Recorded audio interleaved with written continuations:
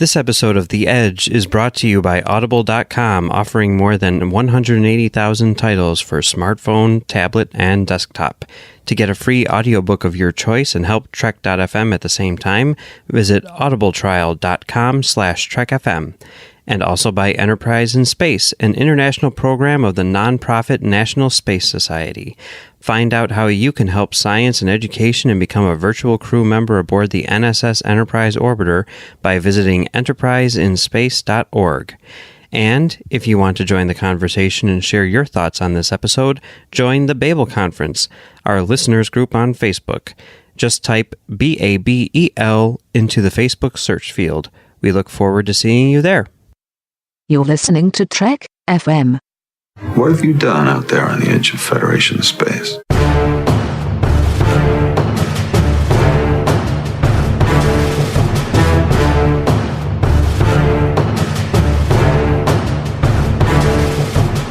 Hello, listeners, and welcome to The Edge. I'm your host, Amy Nelson, and here with me, as he is every time, Patrick Devlin. Patrick, how are you doing? I'm doing great. Beautiful sunny day out, and I get the podcast with you and a special guest today. It's awesome.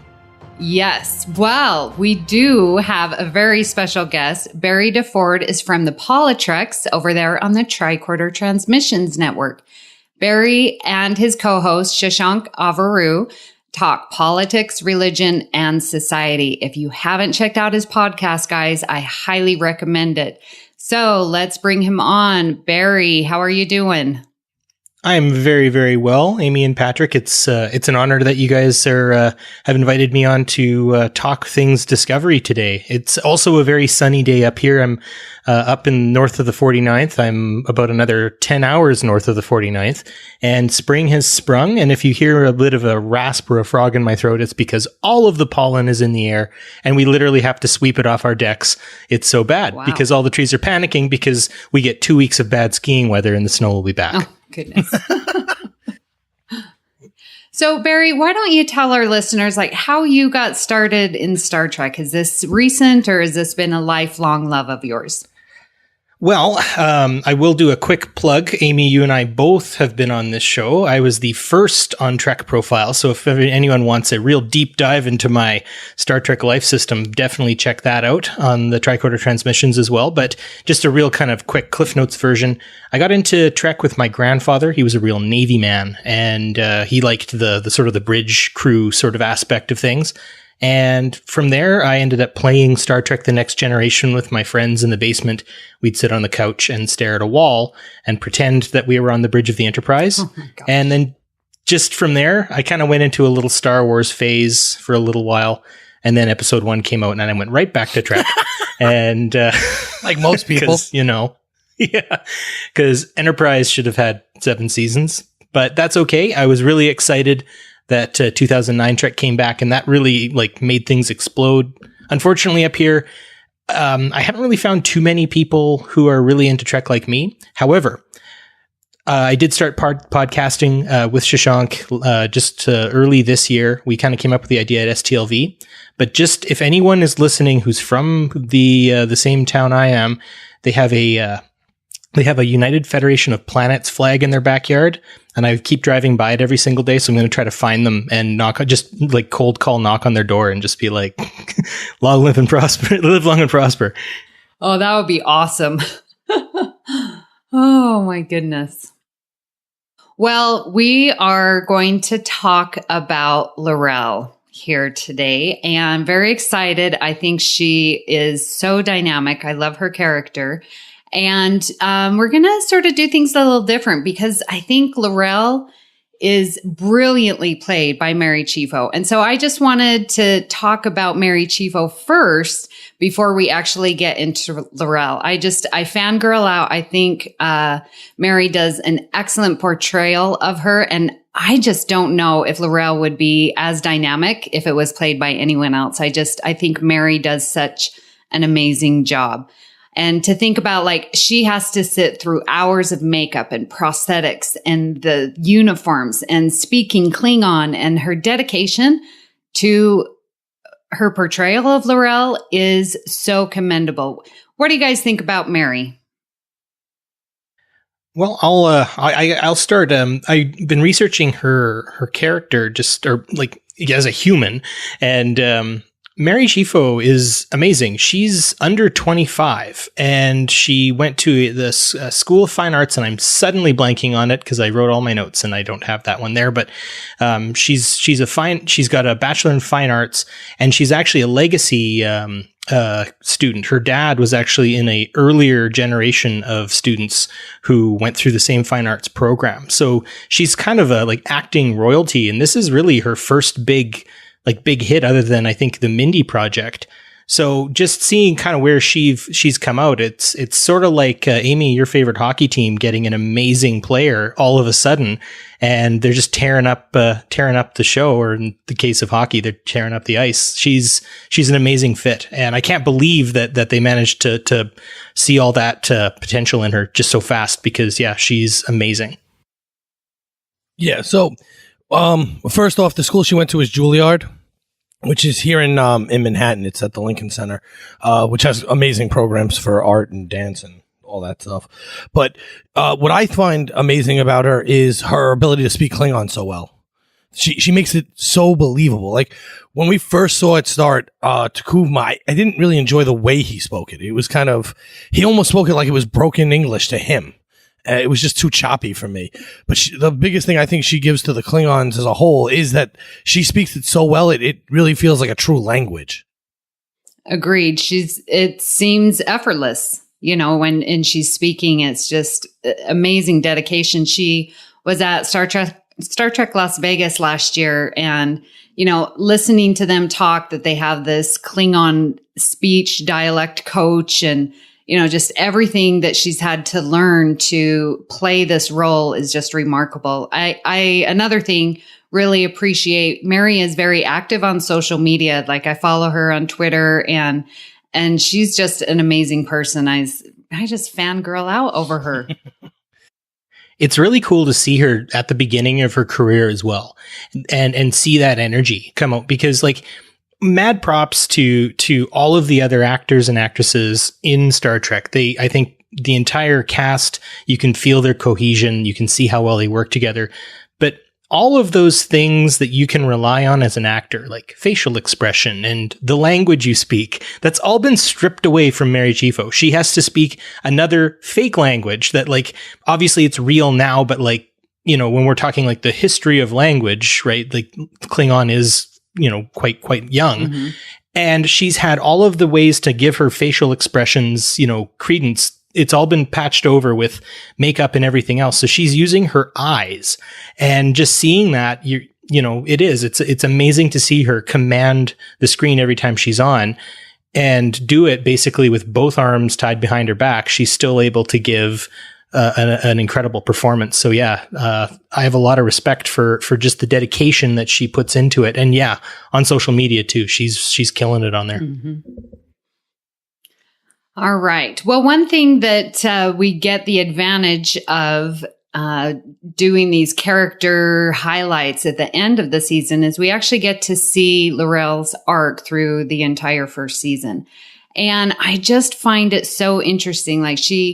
We're introduced to her as a battle deck commander, which is, I guess, like a bridge officer, and she's of the House of Mokai, and she's following Takuvma, but builds this relationship with Voq, and we get to see her go up and down in the ranks, I guess, if you will, depending on who she pledges her allegiance to. After Battle of the Binary Stars, she pledges her allegiance to Cole, but then she still is helping Voq, right? She helps Voq go to the House of Mokai for that transformation. And then we see her next as commander of this prisoner ship. And that's where she gets disfigured, or, gets in that, altercation, I guess, when Lorca and Tyler are escaping. We just sort of see her pop in and out. And so I just found it interesting. She was this bridge officer. Now she's commander of a prisoner ship. So you think that she's moving up. And then we see her next as she's offering herself to be an interrogator for Admiral Cornwell. And trying to escape with Admiral Cornwell. And then Cole's like, all right, well, I'll let you be this interrogator. But then like sort of catches her and is like, then I find this one so interesting. Like he puts paint on her face, but then just totally banishes her. So now she's down to nothing. Like, and there's no affiliation. We don't see her until next. She's held prisoner and she's sort of stuck in the brig for a couple episodes, working out with that Voq and Tyler issue. And then at the end, here she is now this chancellor or head of the council of the whole Klingon Empire. Like her arc, medium up to a commander of a prisoner ship, going down to nothing, being a prisoner of the Federation, and now being just this chancellor. Like, what do you think about this character arc? And I just have so many questions. So I set the stage. Barry, talk to me about what you think this character arc means for L'Rell. Well, I think her character arc again kind of pulls from the already existing lore of female Klingon characters, right? We can go back to Day of the Dove with Mara, and you can sort of see that same kind of swept eyebrow look that the actress who plays Mara has. I don't know, maybe I'm seeing too much into it, but there's a similarity there. Mm-hmm. Also, the ability to see reason a lot faster. I noticed that L'Rell is able to kind of buy into like, hey, we should stop trying to fight in front of, this funny looking entity. Like Mara's the first one who gets that in Day of the Dove, and she has to convince the other Klingons to follow suit, and they succeed. In terms of L'Rell, I think she kind of sees the forest for the trees a lot sooner than a lot of her Klingon compatriots who, like it or not, are males, and she's able to sort of seed things along the way. I do feel like her character kind of became a passenger from time to time, mm-hmm. and she wasn't given enough to do, but she was definitely in a place that she had to be. Of course, if you think about it, like she had to be on that prison ship because that's where Ash Voq was. She had to be taken so that she could reignite the Ash or the Voq inside of Ash and everything like that. So I do see every station that she's supposed to be in is purposeful. Mm-hmm. I just, again, much like I'd said at the outset here, there needed to be more seasons of Enterprise. I think there needed to be more episodes of Discovery, but that's just me being selfish. So overall, I think her arc, kind of harkens to Kalar, it harkens to Mara. She's not as kind of bumbling as the Duras sisters, but she definitely has their courage of conviction. Mm. So yeah, overall, I think her arc builds so much more, and I'm really excited to see what L'Rell is going to be up to in season 2. Patrick? Yeah. So, talking about this, one of the things is in the middle of the season, it felt like they didn't really know what to do with her, and that's why they were jumping her around so much. But like Barry just said, when it all comes to fruition and when it's all over, it all makes sense why she was where she was. That they planned this out perfectly to land her where she needed to be so that she could take over at the end. When she was like the scene where she's banished, at first he's talking to her like she's going to be one of his lieutenants, generals, whatever have you, and then be gone. It was very confusing, but the show did a lot of that. And a lot of these types of season long arcs, they do that anyway. Usually it's not like immediately. The statement doesn't usually contradict immediately after. There's usually some time that passes, and then you find out there was ulterior motives. But this was just a little bit quicker. In fact, I think you and I spoke about that on a postcards or something. But I don't know. I really enjoyed the arc, and I really liked the way they got to it once it was done. But if you're sitting down to watch this for the first time, somewhere in the middle, you're going to be really confused about L'Rell and what they're doing with her. And if they even have a role for her, they just like the actress and want to keep her around, because we've seen that in shows too, where they really like somebody, so they keep them, but they really don't have anything for them. So they throw them into stupid little scenes here and there. And it almost feels like that in the middle. And then once she's taken prisoner by the Federation, you're like, oh, now I see what's happening. And this was one of the better twists at the end, is she gets a hold of that bomb and takes over the Klingon Council. I did not see that coming at all.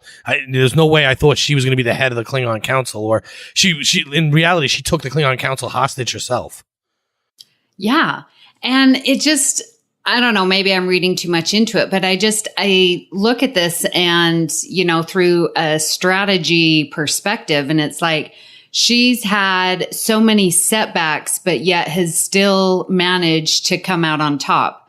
You know, it's like she was helping Voq and now she's commander of this prisoner ship. She was, you know, collaborating with Admiral Cornwell, and she gets taken captive on the Federation, and now she's this chancellor. Like, she doesn't ever seem to be giving up, and she's always wanting more. So what do you think her end result here is going to be? Like, what is her goal? What do you see for what's her end game? Well, I mean, to start, you have to realize too that throughout all of this, no matter whether she was up or down, her main objective was to protect Voq, right? Who became Tyler, but it was to eventually get Voq back. So until the very end, she doesn't actually, and we don't know, she didn't really truly fail at that. Although it does appear that he wants to be Tyler and not Voq now. But, so everything she had to go through, it was okay because she was still moving forward with protecting Voq. He was still hidden from Cole. So as long as that was happening, she was still succeeding. So she may not have seen the changes in her rank as much of consequence to her. It might not have been, I mean, it's easier at a higher rank to do what she was doing. But as long as Voq was okay, she was still moving forward with her main objective. Yeah, I think with her intentions overall, yeah, it was ultimately for, like, her intentions were to move Voq through the passages he needed to move through. And I think ultimately she and Voq have the same final intention, and that is T'Kuvma's dream of uniting all of the Klingon houses. And I think about when she wanted to make sure that she was going to have a part in Voq's ascension. I always think about when they're removing the, I believe it was the warp core from the Shenzhou, and she says, "Shall we uncouple?" And there's this moment where there's so much innuendo, and you just see like Voq kind of like gulp once, like he's like, oh, right. And she's like, "What do you mean?" Like she's totally stringing him along. So she's a smooth operator, I think, in a lot of ways. And sometimes, you know, you wonder, does this mean that she really cares about Voq, or is he a means to an end for her? Well, I don't know. Maybe this kind of turns things on its side. I mean, James Bond uses a lot of women that he works with as a means to an end. Why can't L'Rell use a male in that sense? Like, she's not really nice to him ever. But I mean, what are her ultimate goals? Is it a relationship with Voq, or is it the unification of the 24 Klingon houses? I think it's the latter. And with that, if she does develop feelings, or if he develops feelings for her, that's incidental. She's someone who's looking to unify an entire species. And I think that's the ultimate aim. So I often wonder, like, did she want to be the leader in that sense? There's almost a reluctancy there, at least kind of in how I saw her chancellery kind of land almost in her lap. Everything else seemed kind of planned, and then this was sort of like, here's your bonus prize, the entire empire. Congratulations. I don't know what you guys think about that. So when you say that, you know, her goal is to get Voq, you know, and progress that way, I don't know that I believe that, because I see her pulling all the strings with Voq, you know, so it's like Voq is almost her puppet. And it's like, well, you're going to make this sacrifice, and you're going to do what I say. And then I'm going to bring you back with this chant, and you're going to have all this knowledge of Federation. And then I'm going to use that. And I don't know. I question, her relationship with Tyler, because I think that, and I don't even know if unification is her main goal. I see it more as that she wants the power, because she's doing everything she can to, when we first meet her, to pledge her allegiance to T'Kuvma, because that's where she feels the power is going to be. And then that doesn't happen. And so then she's now going to pledge her allegiance to Cole, and that didn't happen. And so now she's going to work with the Federation to get this power. I don't know. What do you think about that? Well, I have a little different perspective, because I think she felt the only person who could bring the Klingons back together was T'Kuvma and then Voq. So maybe that's all she cares about, is bringing them back together, and that she would be like the puppet behind it all. You know, the whole behind every great man is a great woman statement kind of plays into this. But I think she does love Voq, actually, if we're talking about it. I think she does. Whether she does in the beginning or not is debatable, but I think towards the end she does. And I think the important part is, though, she wants to bring the Klingons back together so that all the houses are at least talking to each other and not trying to kill each other. But she's going to do it in a Klingon way. She may be a Klingon woman, but she's still a Klingon at heart. And she also knows that Klingons, the culture isn't going to really listen to the women as a leader. I mean, look, when she said it, they laughed at her. Part of that is because they thought she had no power, and then she showed them a bomb and they shut up. But, but she was going to use Voq as that figurehead to put this all together. And now that's not an option. That option has left. So she's still going to do that. And I think it's because she cared about T'Kuvma and Voq. Yeah. Yeah. And I think she's, this is how a female would have to act in a fascistic patriarchal society. She needs to, when she runs for the food when Cole has taken control of the sarcophagus ship, that was a matter of survival. I mean, on a literal sense, as I think she actually was starving, but also she needed to protect herself immediately and as fast as she possibly could to not only protect herself, but ultimately go through with the plan she had for Voq. I hate to have to do this again. I was with Dan and Bill on Discovering Trek a ways back, and I likened some things to Japanese society during the feudal period. And so I'll be as quick as I can here. But there was once a group of samurai who ran the country. Their last name was their name was the Hojo clan, and they were actually in place of another clan who was in place of the emperor. So it's like this weird Plinko system of power. But when you actually found out who ran the Hojo clan, it was actually the adjunct leader's wife who actually was calling all of the shots. And I almost wonder if there was maybe a bit of connection again. So I don't know. I need to reach out to the writers and be like, were you guys reading Japanese history when you were trying to build this version of the Klingons? Because there's so many connections to their sort of warrior style of people ruling from the shadows. And then like they're clamoring over each other for power all the time. And then someone, as Patrick said, behind every strong man is a stronger woman. And to quote My Big Fat Greek Wedding, the man may be the head of the house, but the woman is the neck and will decide which way the head turns. So I think that's very much what's at hand here. And for her to get the reins of power in the end, yeah, I'm pretty sure she's not complaining about that.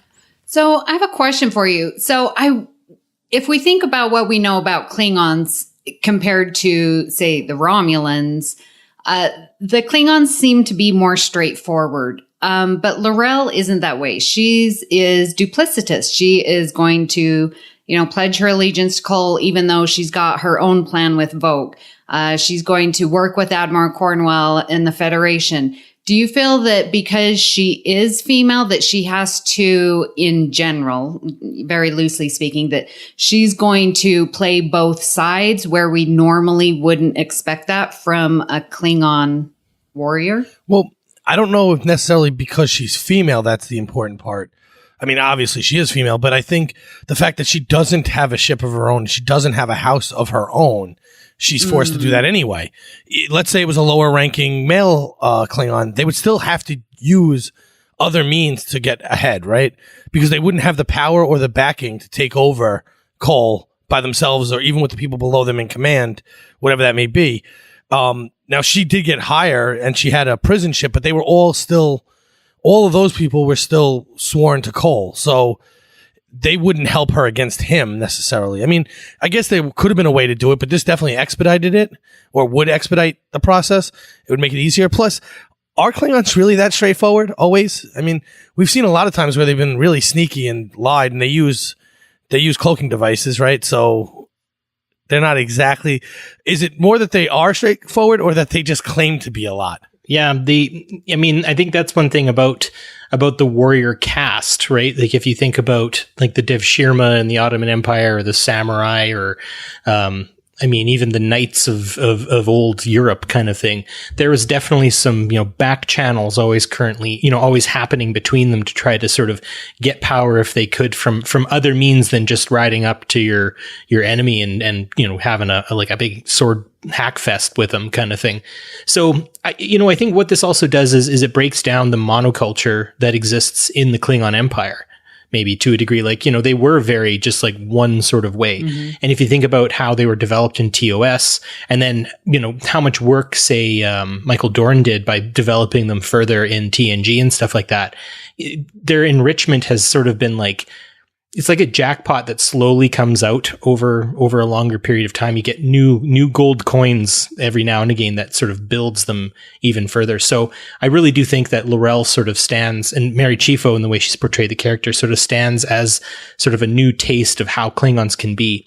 But I wouldn't rule out her femininity being a part of that. The fact that she can't necessarily take power, like she has to take Voq to the matriarchs of Mokai, right? And stuff like that. Like there's clearly something secretive going on. So yeah, I there's so much to it. I think I don't know. I've sort of talked myself into a little circle here, so I'm going to stop now. No, and I don't want to make it as if her being a female doesn't play any role, but I think that more Klingons would be like this if they were in her position. Just in terms of them wanting to further T'Kuvma, but not have any backing to do so. Well, and up until this, like we seen female Klingon captains? I mean, they're not allowed to serve on the council as far as we know, at least in TNG, so this is sort of groundbreaking for L'Rell. Yeah, the closest we get is the Duras sisters, and even then, they're sort of being kind of led along by Sela. So it's kind of a cool, like three women are sort of playing each other in sort of a strange game of chess. But yeah, I mean, I don't know if anyone really took the Duras sisters as seriously as they take L'Rell. No, but it's possible that if the Duras sisters were written today, they'd be more like L'Rell than the Duras sisters. True. You got to factor in, not that it's right, but you got to factor in when these shows were written and what they were trying to convey at that moment with women in command structure or power structure or however you want to rate it. Very good. Well, you had mentioned with L'Rell and Voq, and the first time we see him, should we couple? And yeah, the innuendo there, and it was great. So I'm going to ask, are there real feelings or is she just using him? I really don't know. They definitely have a toxic relationship, I think is the best way to look at it. So if she does have feelings for him, they're definitely based on power and control. And if you think about the relationship that they have, she's definitely abused Ash Voq quite a bit, and that affects his future relationships. And it's sort of it's a classic case in that sense. I mean, I'm not a psychologist, but you can kind of see the trappings of what an abusive relationship looks like. So I think whether or not L'Rell likes or is attracted to or finds, has feelings for Voq Ash, she's definitely not coming from a place that I think would be a long-term relationship possibility, even though he does leave with her in the end, which when he did that, I was like, oh, what are you doing? What are you doing, man? So yeah, I don't know. I think he feels feelings for her, but I don't really know with her for him. I have a little different take on it. I think that she does absolutely love him, and that her mission of unification is just more important at the moment, and that she can get back to being in a better relationship later, in her mind, whether that's real or right or whatever is not what I mean, but in her mind, she thinks, well, once we get this done, I can have that relationship with Voq and everything can be fine or whatever. I also think that Klingon relationships are just different than human relationships. So, we're judging it on our standards, but they're writing it as though this is kind of more normal than we're looking at, than we would consider it to be. So I think, yes, she does love him. I think Voq loves her, but I don't necessarily know how now Tyler Voq feel about her, but Voq loves her. I think that's very obvious. That's why he leaves with her at the end.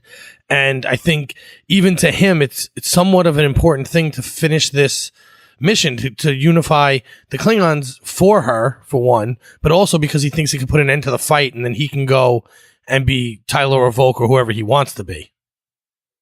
So do you think that the plan to turn Voq into Tyler, like, was that their plan or was it hers? And, you know, she had this plan. She knows, she obviously, you know, comes from House of Mokai. So she knows, you know, the mothers of Mokai there. And Voq just happened to come in and just sort of fit the bill. Like, if it wasn't Voq, would it have been someone else? No, I think the fact that it's Voq is important to her. Okay. Because she could have gotten unification with Cole. She didn't necessarily need to go about it the Takuma way to get what she wanted. And then she could have stabbed Cole in the back at the end and killed him and took over, right? So, or some variation thereof. But I think she cares enough about Voq, and this is why I think she really loves him, is that she could have just banished him, sided with Cole, never rocked any boats, moved her way up. You know, she was going to be the captain of a prisoner ship. She could have gotten the information she wanted. She's good at interrogating. So I'm sure that's not just screaming at people and hurting them. She'd be good at getting information out of him or manipulating him to feel certain ways or whatever. I assume that she'd be good at that because she seems to be good at that kind of stuff. And then she could have moved forward and just used Cole to get what she wanted. So I think Voq plays an integral part in why in being so obsessed with Takuma's version. I don't know if necessarily she's in love with Takuma or even his method, but Voq is what brings her that way. And then she grabs the food because she has to save herself and she has to vanquish Voq in order to save Voq. And so, I don't know. I just guess it seems like Voq, in the grand scheme of things, could have been replaced easily. Why was she so attached to him being the one to take over? So there must have been something with him. Patrick the romantic. I think there might be something to it, and it comes right at the beginning when Voq puts his hand over the flame and just leaves it there and lets it burn and says, you know, the flame of Kalish is strong, right? And he shows his faith. You think about like smaller armies fighting larger armies. Usually it's their faith in what they're doing that makes them win. And now sometimes that goes against, you know, both, you know, like I think when both of our countries were fighting in the Second World War, we knew we were fighting the bad guys.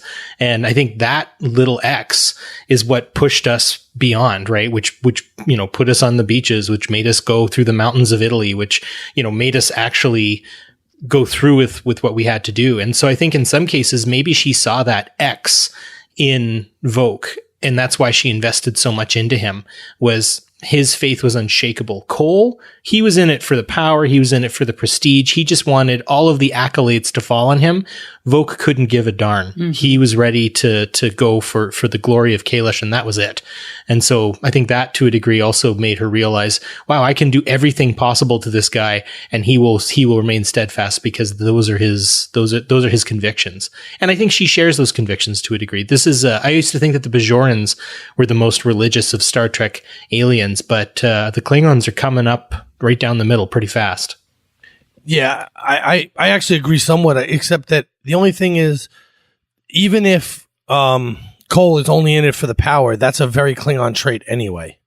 So it's not like, I don't think she would look at that as a negative necessarily, because it's okay to be greedy with power. That's just the caste system that they're in. That's true, but it's keeping the houses apart. And I think maybe in that respect, if she's bought into the idea of unification, maybe she sees a rupture from that continuity. And now it's time to enact that rupture. So, Barry, you'd mentioned that their relationship is toxic. And I'm wondering, like, why do you feel that? Is it because of these flashback scenes that we have that Tyler's experiencing during his Tyler Voq transformation? Yes. Okay. So I want to talk about this because I have some things to say, but I want to hear, you know, your thoughts on why you think it's a toxic relationship.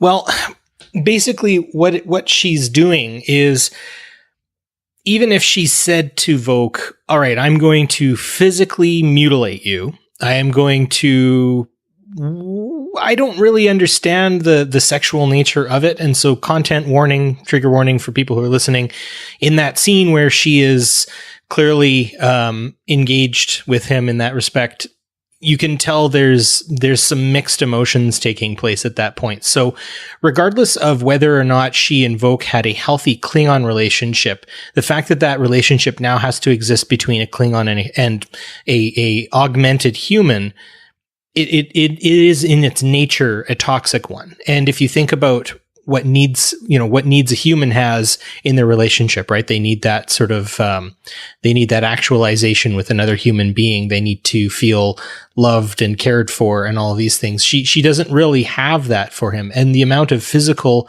and I would argue possibly sexual abuse that was done to put him in that state of mind, to make him sort of what we would consider like a Manchurian candidate. Even if the relationship in the world of Klingons was, shall we say, proper or good, it doesn't work as a human, and he's been given human characteristics, human traits, and therefore it in and of itself becomes toxic. Okay, so when you first said it, I didn't agree with you at all, but after that explanation, I agree with you more.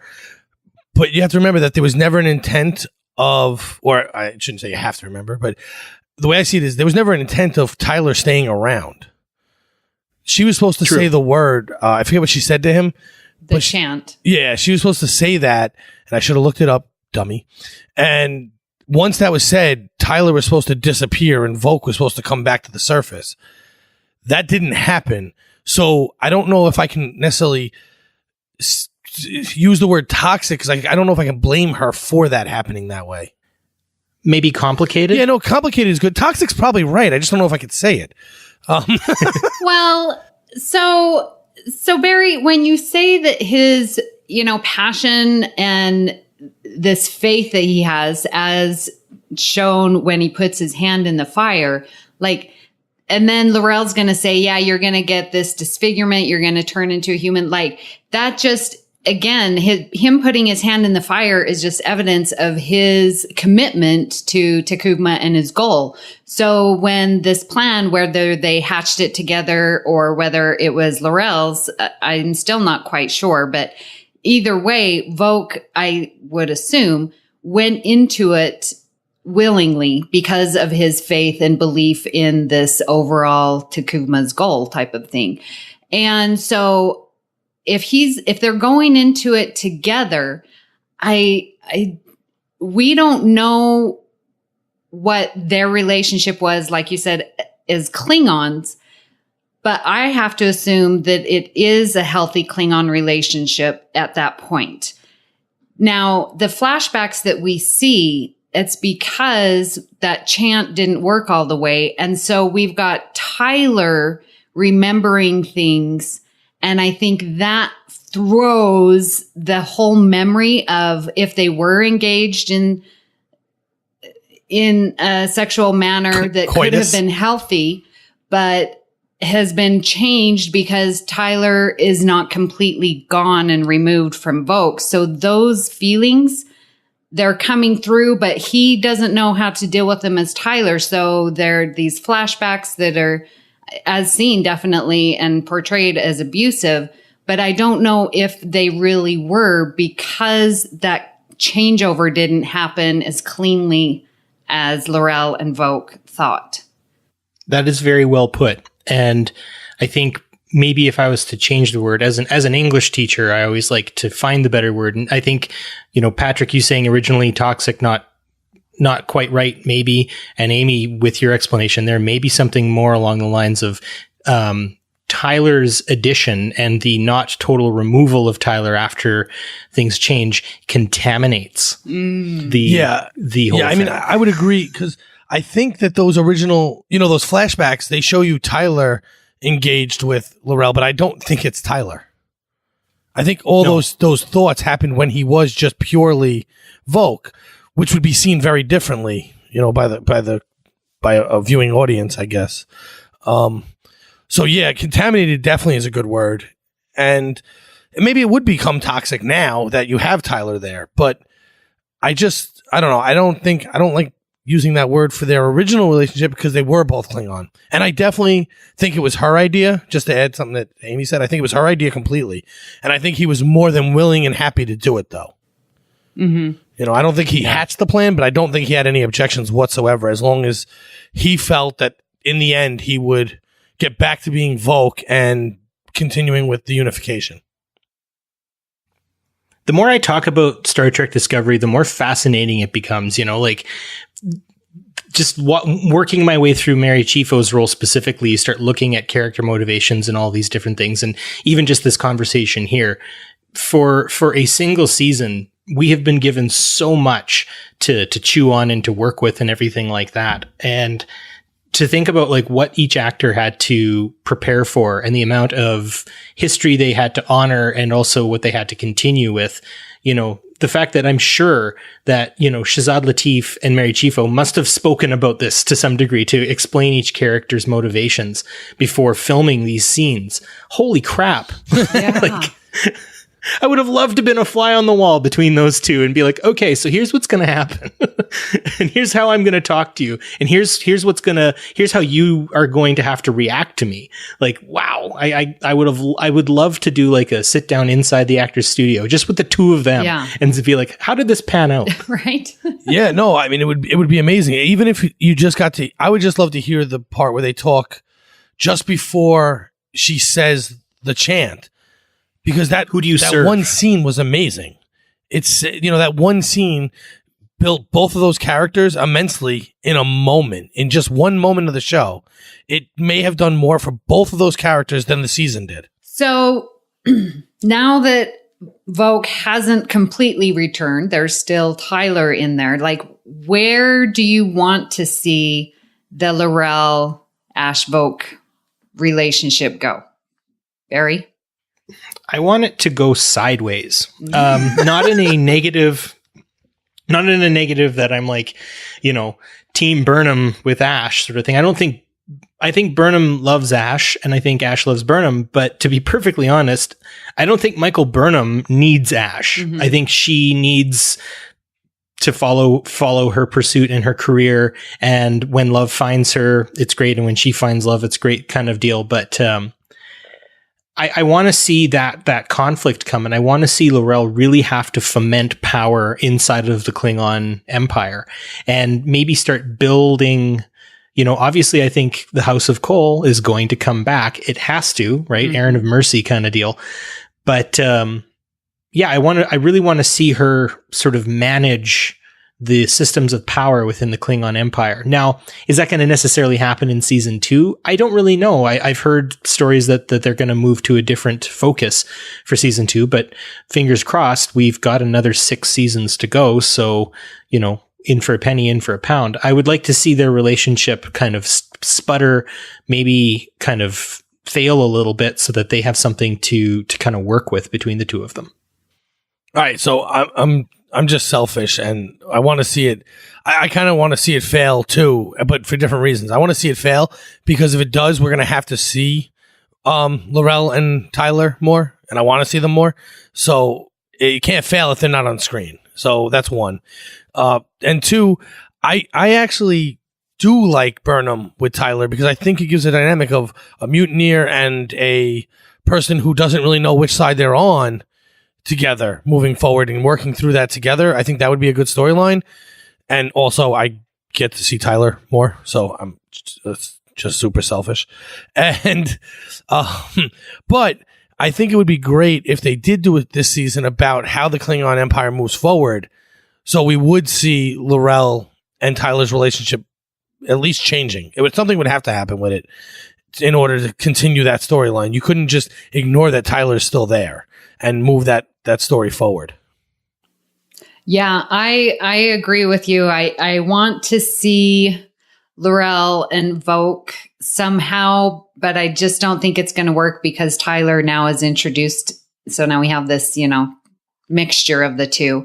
So yeah, I see it failing, but I'm wondering how she's going to continue to use him, if she's going to play him and say, well, we've got Voq here, but still has this connection to the Federation and use him as this go between, between their two, races. So I see their wedding song. Actually, I've predicted it. It's Stuck in the Middle with You. Oh, I love it. So that leads us to our next topic. Like, what is L'Rell's role as this new leader? Like, what is her responsibility to the people who have been divided for so long? Barry? Oh man. What is her responsibility? I think the faith in the Empire has been shaken to its very core, right? They had a potential unifier. That unifier is gone. It was usurped by a power-hungry totalitarian, and now she is there to really pick up the pieces. So, I mean, to a degree, hope, to quote Rage Against the Machine, hope lies in the smoldering rubble of empire. So I think in that respect, the Klingon Empire is literally on its knees looking for something new, right? They are leaderless, and without a head, they can't act. So I think she's going to have to make sure that all the houses are on board again, because if that's not the case, it doesn't matter if Kronos has an explosive set of explosive devices inside of it. Kronos doesn't matter in that respect if they're all trying to take out different parts of their empire to have as their own. So I think that's her first responsibility, is to get everybody on the same page. I think the second responsibility would definitely be to set out some kind of specific objective. And again, if I'm using TOS as my exemplar, then it's going to be careful but consolidating expansion, right? I find that what Cole was up to was literally just, beeline it to the end zone, go to get Earth, take it, and that's it. In this case now, I think they've realized that human beings are too crafty. They're too conniving.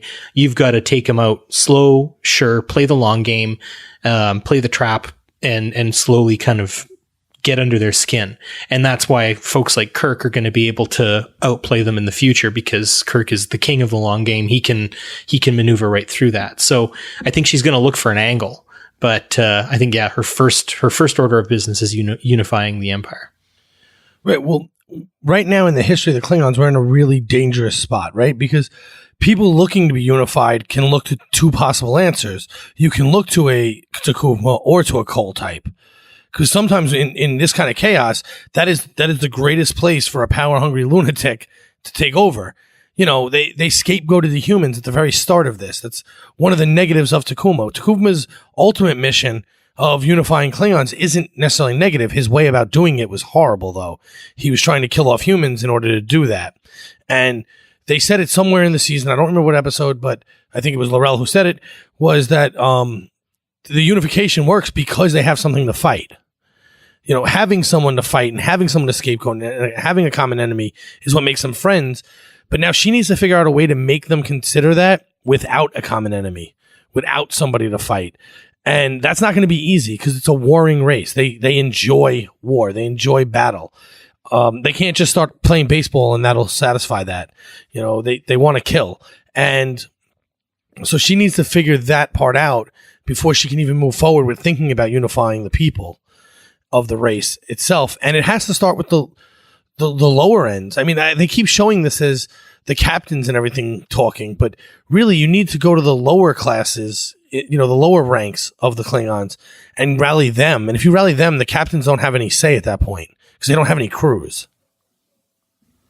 Well, Why do you think that she needs to do that and not have a common enemy? Do you think that because she now owes the Federation, like what she's been given, this bomb and this chance to, unify, that she owes them for them using her that way? Well, I do think she owes the Federation something because they handed her the presidency, the head of the Klingons. Although I don't think that's why she can't unify them by using a scapegoat. Because if you use a scapegoat, that's great. What happens when the war is over? What happens if you do win? Or what happens if you lose? That's only a temporary fix no matter what. Now, as far as the second part, I do think she owes the Federation something because I can't hand you the keys to the car and then you run me over with it. That's not right. in my opinion. But Klingons would probably do it. Yeah, and so that's why I'm so confused a little, because we still have to, like in Kirk's time, like we're not friendly at all with the Klingons, right? There's been like, how are they going to bridge that gap? You know, you could still have captains taking pot shots at the Federation. You know, and then Klingons are not going to turn their back on Klingons. So you can explain that away in storytelling.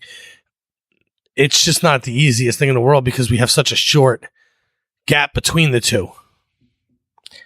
I think maybe where we could look is again the conclusion of the Second World War, right? When you have the Soviets and the Americans looking at each other square in the eye in Eastern Germany, what do they owe each other? Well, of course, opening that second front really saved things for Stalin, and Stalin pushing all the way through Ukraine and Poland and Belarus and everything like that, taking all of that away from the Germans, helped the Americans and the Allies to sort of, you know, set an uneasy peace. And I think that's where we sit with the United Federation of Planets and the Klingon Empire. So I think, how long did it take for hostilities to start to break out between the Soviets and the NATO bloc? I mean, it was only about 5 years, and then you've got Korea, and you've got issues in the Suez. You've got all these different spaces. So that long, slow burn type of war is the way to get people. I mean, it's hard to say. It's hard to say where exactly they're going to draw their influences from. But I'd say that, you know, our own history in that sense. You know, and that's even where TOS was coming from, right? The Klingons were kind of the Soviets back in the they were. They were absolute stand-ins. Yeah, they were absolute stand-ins for Soviets. Yeah. So I think in that respect, what L'Rell might want to do is engineer a type of, you know, slow, cold war to keep the, you know, well, you don't want Uncle Sam making his way back into Moscow, do you? Just the same way, you know, better dead than red kind of thing on our side, our historical side, that is, and stuff like that. So what we end up seeing now is I think the ingredients are there. They're going to have to do some work with it, but I don't know. That would be kind of cool. What do you guys think? My mind is blown. I'm over here doing this mind blown action here. I love that. And it totally now makes sense exactly, perfectly. And thank you for putting that historical perspective. Yeah, I can totally see that now. Yeah, I can't believe I didn't think of it, because they actually named, what's his name? Gorkon after Gorbachev. So it makes perfect. I mean, it was the closest they can get to that name without saying it flat out to us, right? So it makes sense. And this could be a perfect bridge to it, but it does blow up the whole idea that she owes us anything, right? So that ruins my whole original point. Well, no, like, because, you know, like we were working together in World War II, but then there's still hostilities, you know, that you can't really control just because you're, you know, working together right now. I think that's perfect parallelism with what we see in Discovery. So, yeah. Oh, my gosh. I love it. Which is also super, like, unfortunate, because, like, a lot of people in the developing world had to die to keep that slow burn going. And if that's the case, if you're not, like, on the internal, like, if you're on the periphery of the Klingon Empire or the UFP, you're in a lot of trouble coming up over the next couple of years. And that's really, really hard to think about. So, yeah, here we go. Yeah, this would be when, I mean, to use a human term, this would be like a huge land grab now, right? Obviously, the lands are now going to be planets, but both empires are going to run around trying to grab up everything they can. And I guess that could lead to more problems with the Romulans, which would be kind of cool to see, right? Because we're going to be running into planets that they want to take too at some point. But yeah, we could start seeing a whole lot of Cold Wars going on all over the galaxy, universe, whatever word you want to use for it. Yeah, well, that's Errand of Mercy, right? They're land grabbing Organia, and they bump into a bunch of superior life forms who are like, nope, you're not doing any of that. Mm-hmm. So there you go. Mm-hmm. Well, this has just been so good. I love this deep dive into L'Rell. So, Barry, give us your final thoughts now that we've had this great discussion about L'Rell. Mary Chieffo has so much work to do, and I have every ounce of faith in her. For the next 6 seasons, I really look forward to seeing her develop this character. I see her building a feminine expression of the Klingon Empire in a way that I think is going to be an amazing addition to, the Star Trek encyclopedia made by the Okudas and Memory Alpha and all these wonderful things. And it's going to incite a lot of debate in the future and a lot of discussion. And it's going to give, I think Star Trek has always been good at, taking those social mores and turning them a little bit or edging things in a certain way. Like we always credit Star Trek for like self-opening doors and tablets and flip phones, but also like interracial romance and the idea that women can be captains and all these sorts of things, the social things that Star Trek can do to build and to grow our own society as a reflection of itself. Ms. Chieffo, you are in the pole position to start making some really great history on television, and I'm excited to see what you can do. Those are my final thoughts. Just keep going and push hard because we're all rooting for you. Agreed. Patrick?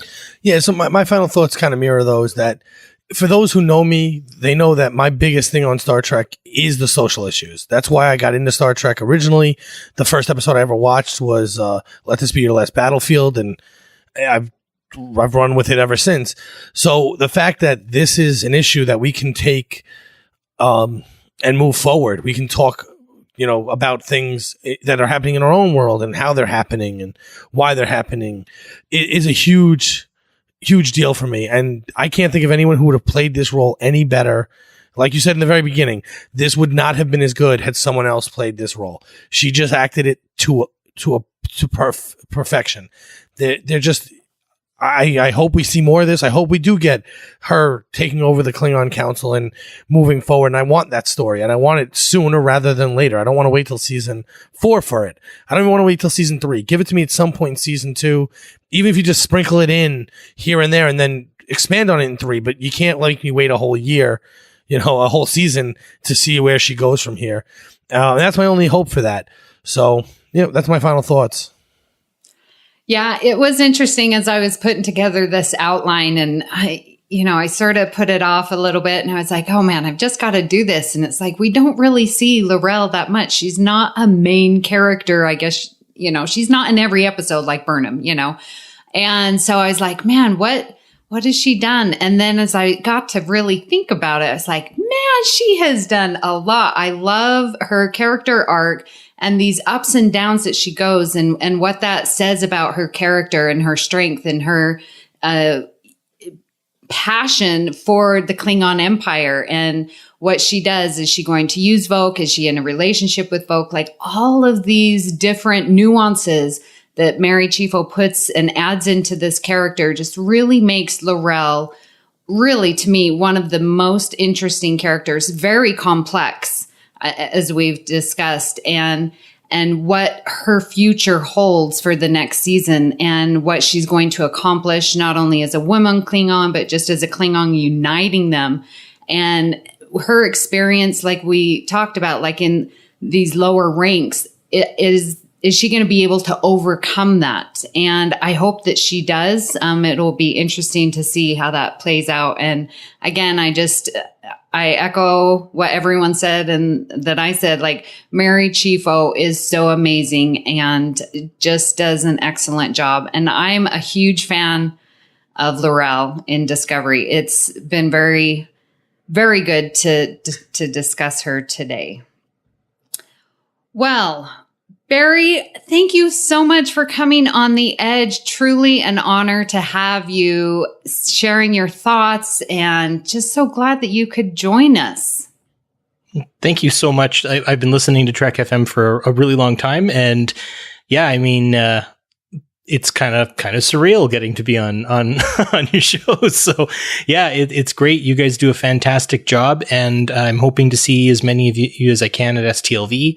And this is the best part about being part of the Trek podcasting family is, we're all running different networks and doing different things, and sometimes our ideas and thoughts overlap, but fantastic things come out of all of us, and it's great to be a part of this. Yeah. So where can people contact you if they want to continue this amazing discussion? Well, you can follow the mine and Shashank's show on at PoliTreks on Twitter and Facebook.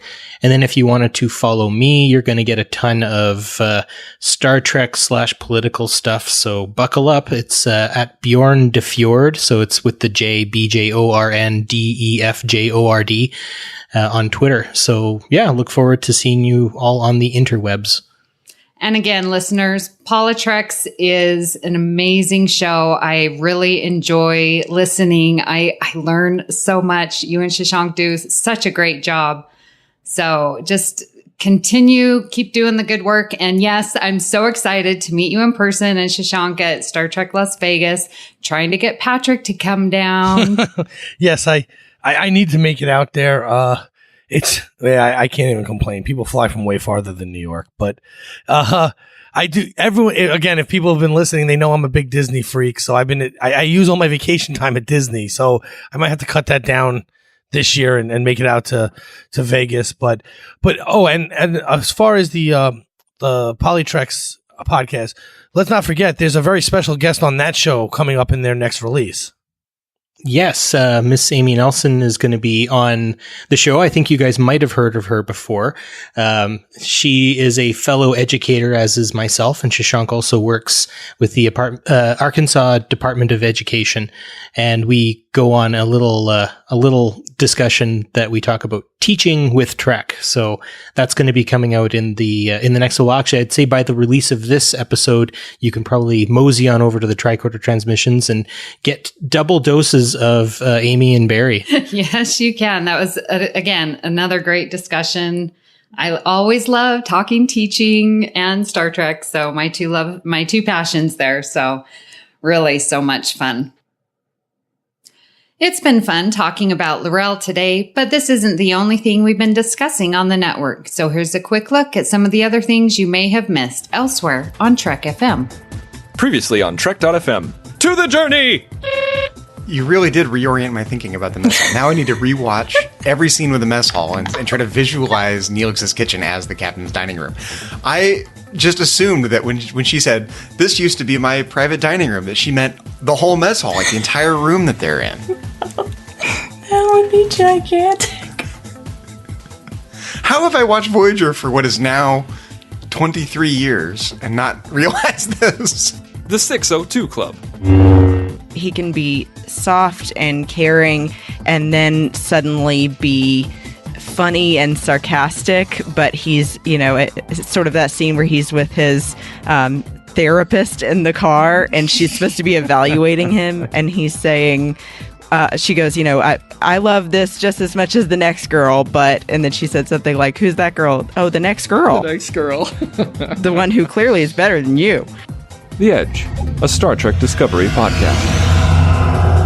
Admiral Cornwall, let's discuss this more and, take off your comm badge. Who would do that to an admiral? And so it's how did he have that, knowledge? Warp 5. Good thing they had those peaches at the start of the episode. Good thing he convinced her to bite it. The moral of the story is always eat your peaches. Mm-hmm. Yes. Chekhov's gun. Telling you. Chekhov's peach. And that's what else is happening on Trek.fm. Check out all these shows and join the conversation about your favorite corner of the Star Trek universe and beyond. You'll find us wherever you get your podcast. If you're an Apple user, be sure to hit the subscribe button in Apple Podcasts on iPhone, iPad, or Apple TV, or the desktop iTunes app to get the latest episodes as soon as they are published. And please leave us a star rating and written review. If you're not an Apple user, we got you covered as well. You can find our shows on Google Play Music, Stitcher, TuneIn, Spreaker, SoundCloud, Windows Phone, in most third-party apps, and you can stream and download the MP3 file from our website or grab the RSS link. We'd love to hear your thoughts on today's show, and there are many ways for you to do that. The best place to join the larger conversation is the Babel Conference, our listeners group on Facebook. Just type Babel, B-A-B-E-L, into the search field on Facebook, and it should come right up. If you'd like to send us an email, you can use the form on our website at trek.fm/contact. Choose to send to a show and select The Edge. That will come right to us. You can also find the network on Twitter at TrekFM and on Facebook at facebook.com/TrekFM. Patrick, where can people find you on the interwebs when you're not conspiring with an admiral? Well, when I'm not trying to conspire with admirals, you can always find me on the Babel Conference. I pop up there often. And you can find me on Twitter at MagicDrop5. That's one word. The 5 is a number. And they can also find me over at Warp 5 with my friends Brandy and Brandon. Amy, where can people find you when you're not planning to overthrow the Klingon Empire with a bomb I planted? There you go. Well, I too am on the network. I am on Earl Grey with Justin and Richard. That's our show on The Next Generation. I am on Twitter at Miss Amy Nelson, but my favorite place is on the Babel Conference. Listeners, if you'd like to help us keep all of our shows coming to you each week, you can become a patron of the network on Patreon. Visit patreon.com/TrekFM. That's patreon.com/TrekFM to get all the details. Perks include early access to episodes, exclusive content, producer credits, and more, available through our special patrons website, Patron Zone. It requires a great deal of money to produce, host, and distribute these shows each month. We really appreciate any support you can give us and hope you'll join the team. Again, you can find all the details at patreon.com/TrekFM. We have 8 of the 12 houses of Klingon Empire represented and would like to thank them for their contributions. They are Norman C. Lau, Tony Robinson, Thomas Puleo, Lisa Slack, Shoaib Mirza, Richard Rutledge, James Muldrow, and Cornelia Reutner. Thank you for supporting Trek FM and especially The Edge. Listeners, thank you for tuning in and join us next time to see what's happening on the edge of Federation space.